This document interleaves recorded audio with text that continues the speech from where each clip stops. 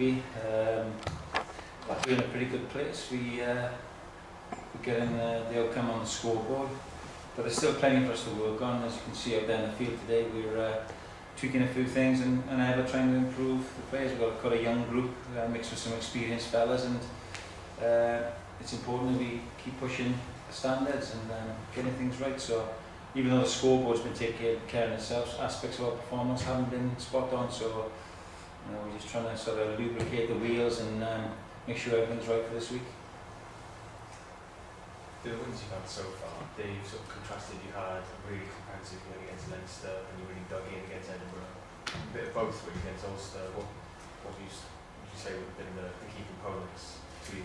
Well, it's interesting really, because I think there were aspects of the Edinburgh performance that were far better than the Leinster one. I say, you can get carried away with the scoreboard, but we didn't push on in the Leinster second half. They had a lot of territory in possession, but they defend for long periods, which was pretty good. Edinburgh, we didn't put our chances away, and likewise against Ulster, we felt that we missed some opportunities to score some more tries there. So yeah, mixed bag really, but I suppose the most promising thing for us is the fact that we're fielding 23 guys that are eligible for Wales, all Welsh. We've got Hannah, who's going to become available for Wales very soon, and a good mix in terms of age group and experience in that. But in this period, it's very important that we do have a strong squad, and the fact that most of it, if not all of it, is from Wales is a real pleasing factor. So that's something that we're striving for culturally and for longevity in the group. So yeah, aspects of performance, the way the group is gathering momentum as a group of Welshmen has been really pleasing. With that momentum and sort of youth, the Welsh and soccer squad, and Wales start to pick up a bit of form over New Zealand, do you sense that you can maybe thrive on a bit of a feel-good factor and a sort of passion for rugby at the moment? Well, there's a lot of rugby going on, isn't there? And the games come thick and fast. Second game in 5 days for us, and a lot on the TV, and clearly Wales doing well.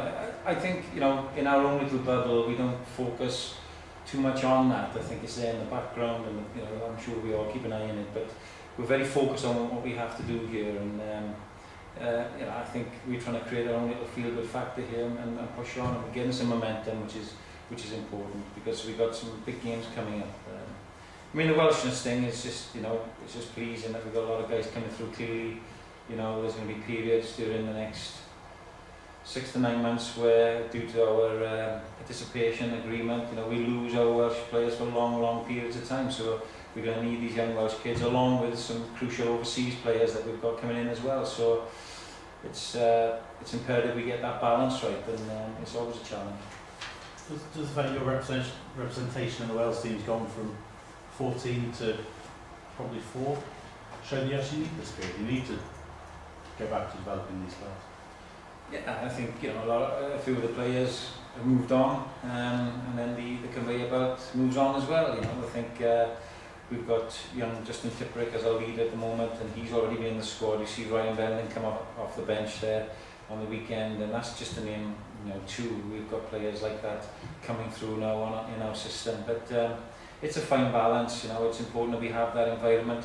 It will be crucial that we rely then on people like Khan and George Stowers when they come back, to help nurture that, because there's long periods.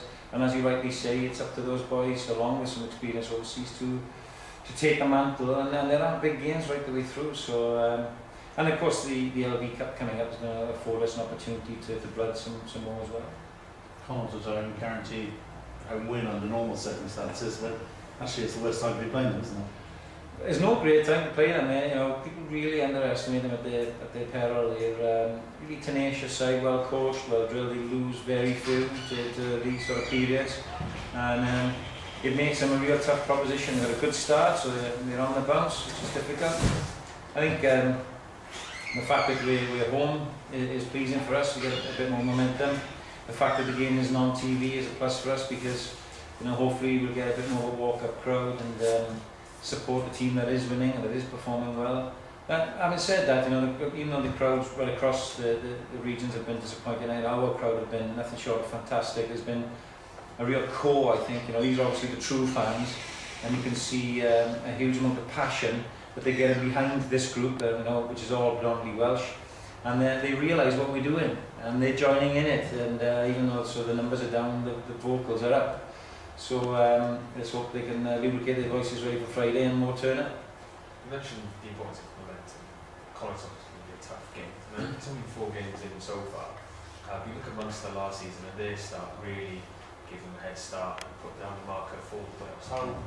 How much of an impact do you reckon you can make early on in the season before you play? It's very observant of you. It was true in our first title in 2004-05. We got a good start, we got ahead, and by March it was done and dusted. And Leinster the year before last, in the Magnus title that we won in the final, stole a huge march and got the advantage. And of course with the playoffs, semi-finalists like Europe, home advantage in the knockout stages is huge. So, but we can't get too carried away with that early on. We literally do have to take one game at a time, and we shouldn't not recognise that we're playing home games. All right, we beat Treviso away, and that's a great result. But these are home games, and the expectation is high on to win those. And if you're going to reach the top 4, you have to produce performances at home. So that's the plan. And if we can nick away wins and points away like in Treviso, then that's really going to stand in really good stead, obviously. So important time all round. Overall, what have you learned from the first 4 games, and what areas do you think do need improving going into Friday's match? Look, what I've learned is we've got some real talent in our area, that we have great confidence in playing. I've certainly learned that. We've learned that sides are coming to stop us playing. We have to adapt to that. It was very difficult for long periods in Treviso, and very difficult on last Sunday against Ulster. But I'm also learning that we've got huge resolve in this group. We went down early on Sunday. We became a bit inflappable. Our half-time was really good. We were focused. We went down early in the Edinburgh game, and we brushed it aside, pushed on, played some great rugby in that game. And in Treviso, it was baking hot. It was very difficult. They played some great rugby, put us under a lot of pressure, and we bounced back. These are intangibles in team sport that are difficult to put marks to, or statistics to, and very difficult to generate over time. But we seem to have a group here now that is focused, determined, resilient, and that's something we've really learned. I can't remember who said it, but someone at the before the start said the period of the Galacticos was over at the Ospreys. Now, are we witnessing the rebirth, maybe, of a different Galacticos team? Well, it's funny, I've been here from the start, and I don't know if there ever was a period of Galacticos. That was somebody else's opinion. And then obviously we were tarnished with that brush. You want to look at Manchester City, that might be a Galacticos group of people rather than us. None of our players get 200 grand a week, I can tell you.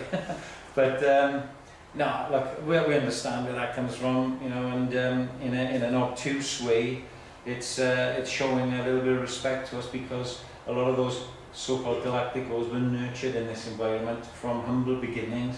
Local, and went on and have gone on to be world superstars, and that's got to be a credit to everybody at the Ospreys. So you can paint it up what you like, but certainly the period of galacticism, whatever it is over. But for us, it was never there anyway. Talk about that. You talk about the crowd getting behind it. The fact that you've got, and it's not just Welsh players, they're mostly Australia, like it is that awful word. Players coming up through your system. Yeah. Is there just a completely different mood about the place? Is it almost a sort of restart this year? It reminds me very much of when we first started, that sort of cultural aspect. We're trying to take things back to the community, to the clubs. Things like, wearing where the boys are from on the shorts. There's small things, but they mean a lot to the local community. As you know, I'm from the area, and I haven't had as many people come up to me and congratulate on what we're doing and have that feel-good factor as the early days. They feel that it's sleeves up, earning the mantle, and then the players feel that, to be fair to them. It's a very difficult culture to derive and maintain, because there's so many external forces. But certainly coming from the area, a lot of the boys is a crucial factor. But I think as well, boys that have come in, Welsh boys from slightly outside who maybe weren't on the map, have improved their games. So they exude what we want then from an Ospreys player. And I talk about people like Richard Fussell, Lee Byrne when he came to us, and so on.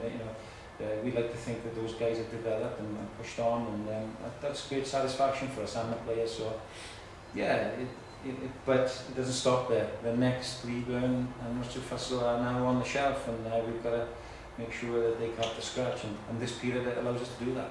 Is your thinking very much to get through these 6 games and then the LV Cup's the time to change in terms of selection? So pretty much you stick with the same team right the way through this game and the next one, and then your Matthew Morgans and other young players get more of a chance in the LV. Well, again, we want to create a bit of competition for the shirt, I think, which is showing. The boys don't want to give up their shirt now. They know there's some people from the squad in another place, and that's part of why we're perhaps performing pretty well.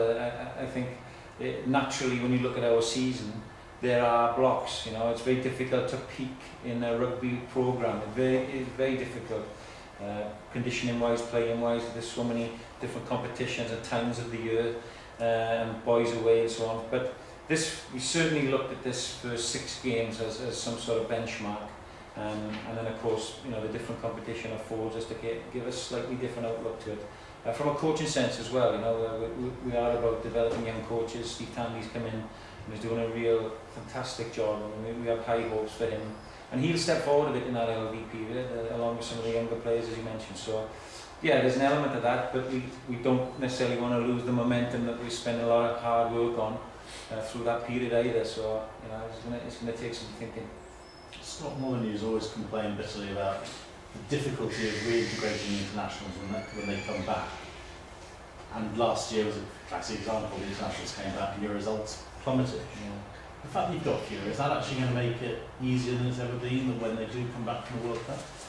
Well, you see, numbers-wise, we don't have fewer. If you include, we've got Nicky Walker out, Tommy Bowe, George, Chauncey, Cam, and then all of the guys in the Welsh squad. There's still quite a large number of people.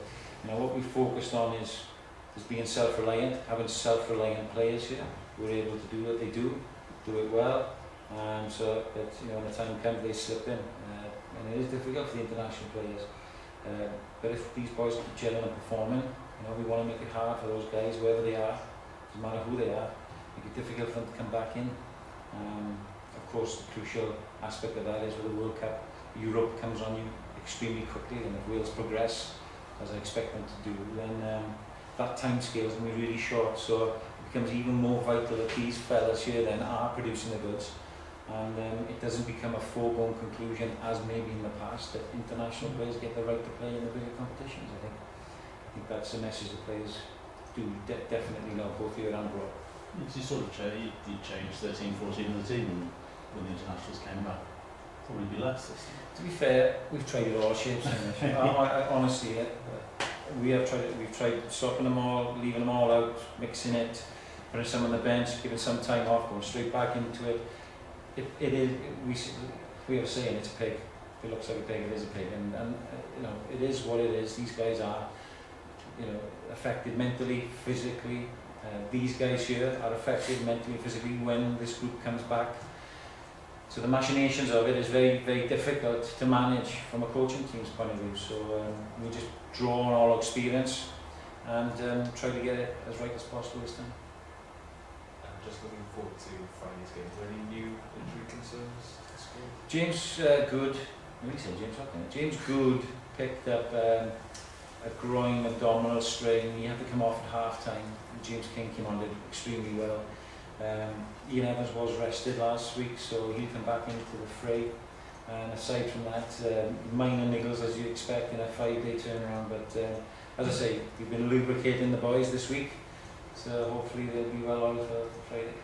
Just learned Ashley Beck, who missed the last couple of games with the shoulder knock. How's he come along? He was touch and go for this week. He won't be involved this week, but he's making really good progress and should become available for the Munster game, and that's going to be extremely pleasing.